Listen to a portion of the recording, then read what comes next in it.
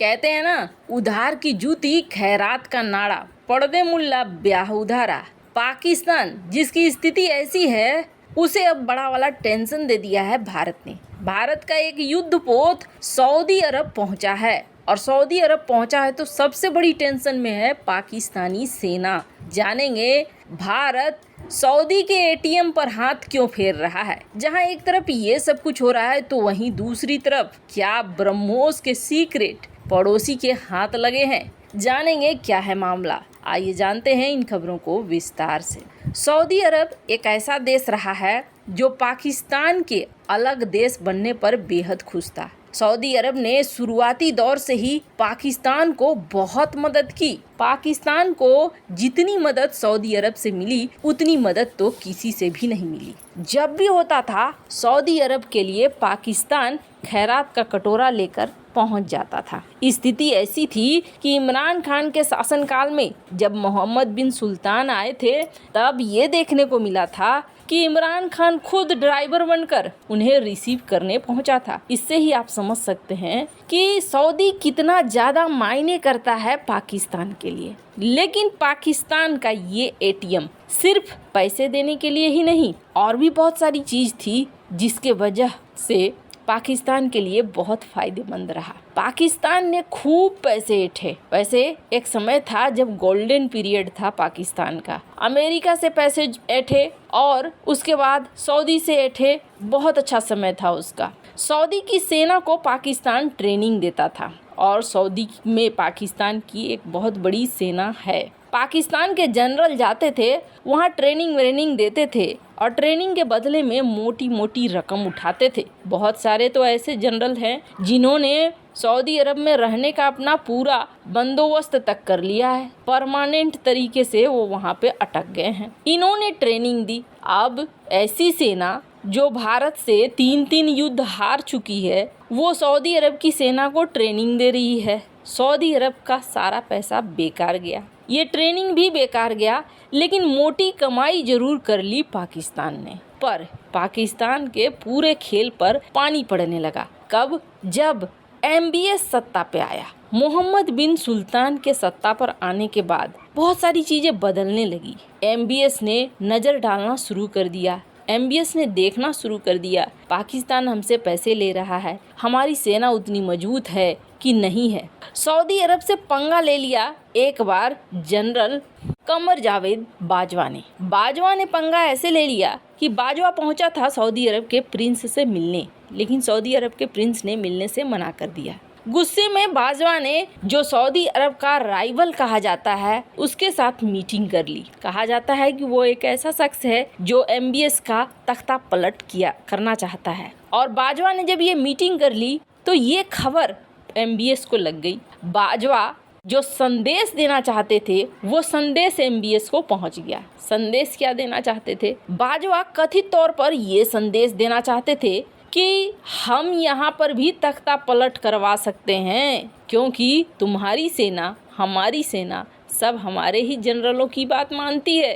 शायद ये संदेश MBS को मिला और MBS को समझ में आ गया कि बाजवा यहाँ पर क्या करना चाहता है। पाकिस्तान भरोसे के लायक नहीं है, ये चीज़ सऊदी अरब समझने लगा, और ख़ास तौर पर MBS के कार्यकाल में ही समझने लगा। प्रिंस सलमान ने पाकिस्तान को छोड़कर भारत के साथ रक्षा संबंध बढ़ाने शुरू कर दिए। 2020 के पहले तक सऊदी अरब और भारत के बीच रक्षा संबंध उतने मजबूत नहीं थे, लेकिन धीरे धीरे दोनों के बीच रक्षा संबंध मजबूत हो गए हैं। और अभी पाकिस्तान टेंशन में क्यों है? टेंशन में इसलिए है क्योंकि अरब देशों में भारत का दबदबा बढ़ जा रहा है। एक समय था जब ये अरब देश पाकिस्तान की भाषा बोलते थे, ये देश भारत के खिलाफ हर मोर्चे पर खुलकर पाकिस्तान का साथ देते थे, लेकिन आज हालात बदल गए हैं। अब लगभग सभी अरब देशों के साथ भारत के मजबूत कूटनीतिक संबंध हैं, और धीरे धीरे सैन्य गठजोड़ भी हो रहा है। इसका सबसे बड़ा एग्जाम्पल देखिए, हाल ही में भारतीय नौसेना के पश्चिमी बेड़े का विध्वंसक